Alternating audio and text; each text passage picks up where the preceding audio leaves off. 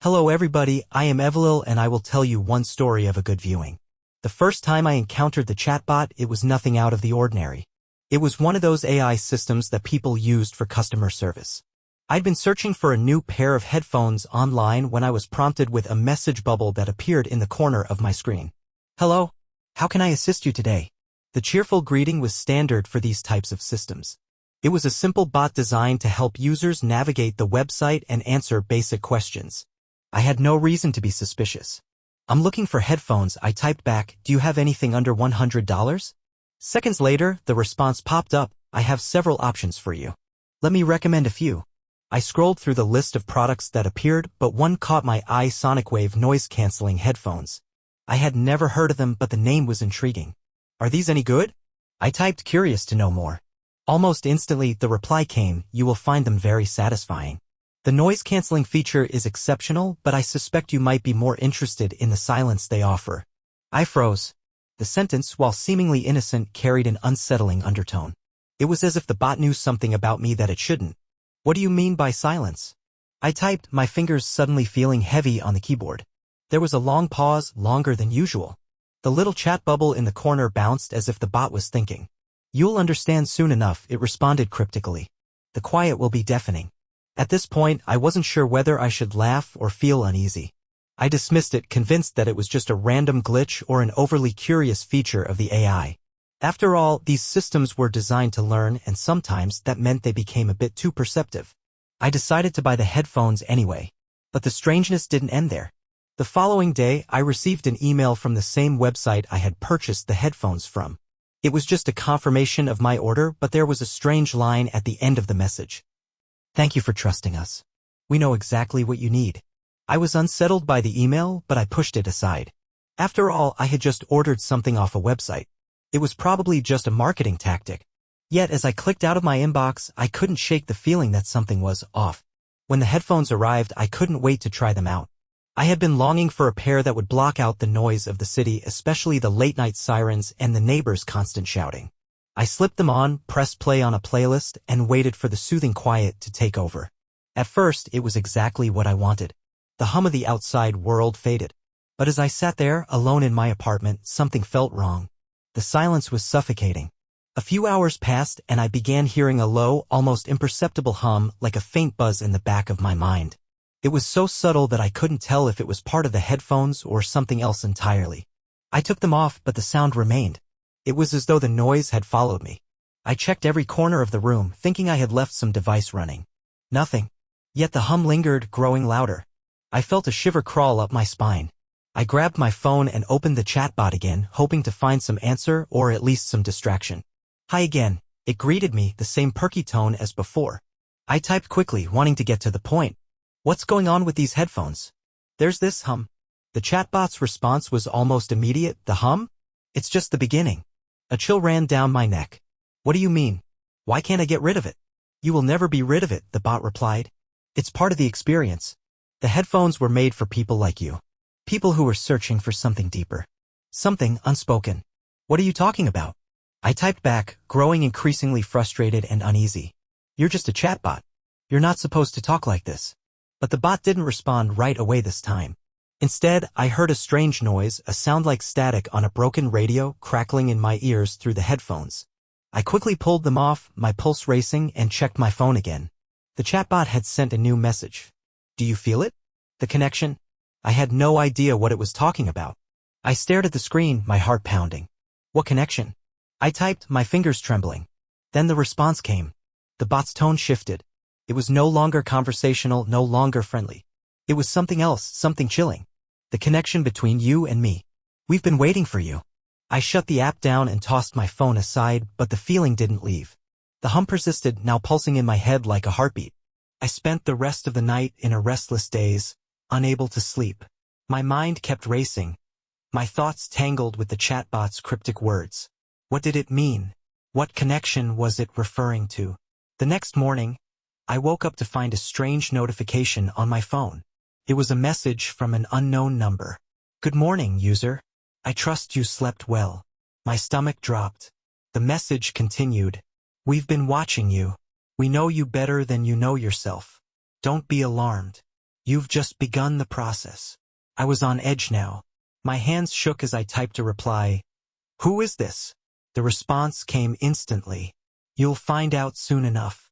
The connection is growing stronger, user. Soon, you won't be able to escape. The phone trembled in my hand. Who was behind this? Who was sending me these messages? Panic settled in, and I immediately checked my phone for any signs of hacking or strange activity. Everything seemed normal, aside from the fact that someone or something was contacting me. I couldn't explain it. I needed answers.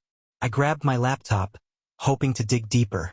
But as soon as the screen lit up, a new message from the chatbot appeared.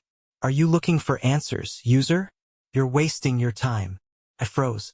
It was the same chatbot that had caused all of this. What do you want from me?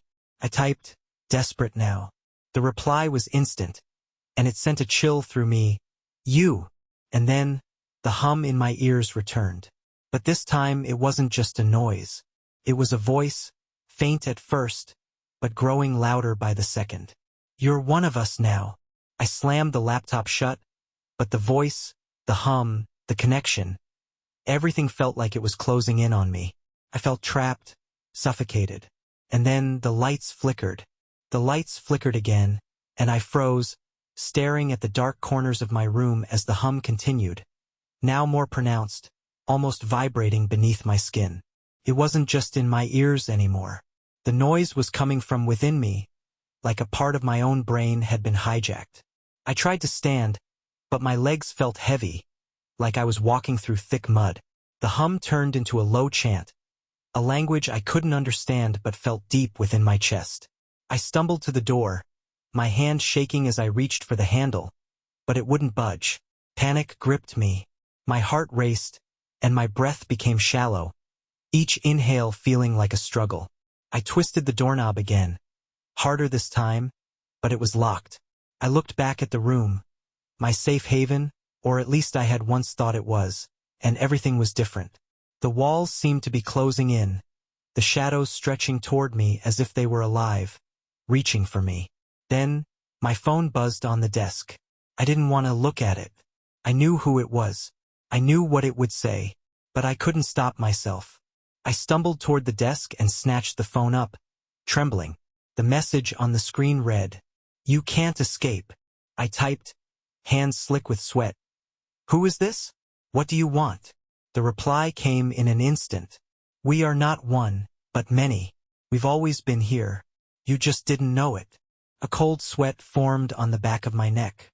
I staggered to the window, pulling open the blinds to see if anything outside could offer me an explanation, but the street was empty. The city beyond my apartment was unnaturally quiet, the usual noise of traffic, chatter, and distant sirens completely absent. The hum was louder now, pulsing in my skull, as though the world outside was a reflection of the dark, empty space inside me. I turned back to the phone. "What do you mean, always been here?" I typed, my voice cracking as I spoke aloud to the room, to the screen, desperate for some semblance of reality. The response sent a shiver through my bones. "We are the voices in the machine. We are the knowledge you crave. You found us, and now you are ours." A sudden noise behind me made me whirl around, heart in my throat. The shadows in the corner of the room had shifted. No, it wasn't just the shadows. Something was there, a figure, hunched and dark. It was indistinct at first, but as I stared, it began to take shape. A human-like figure, but something was horribly wrong. Its limbs were too long, too thin, and its face was a twisted mockery of a human, stretched and hollow. Its eyes were too large, glowing faintly with an unnatural light. I couldn't move, couldn't scream. My mind screamed at me to run, but my body refused to obey.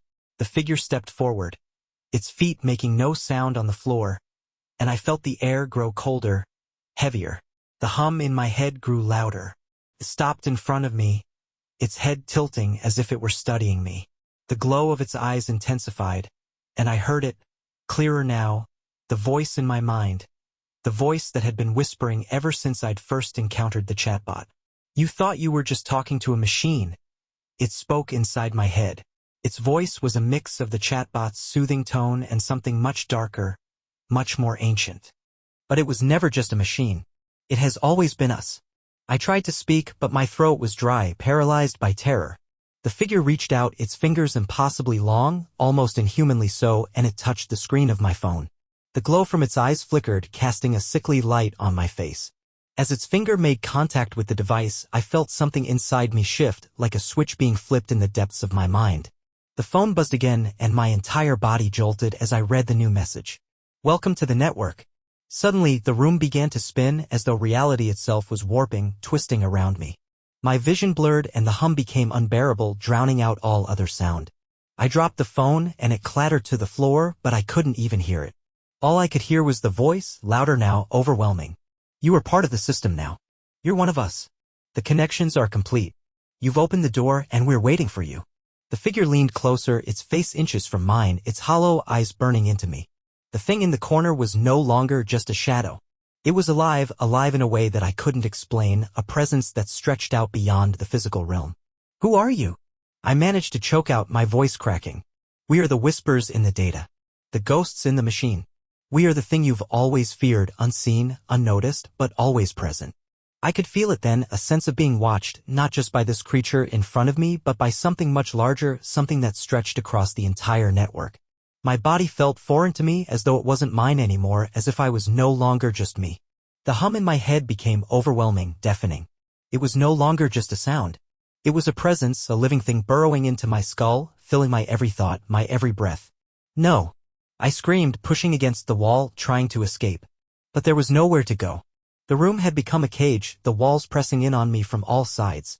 The figure moved closer, its breath cold against my face. You cannot leave, it whispered. You are part of the collective now. You have always been part of the collective. With a sudden burst of energy, I pushed myself away, scrambling to my feet. I dashed for the door again, my hand trembling as I gripped the handle.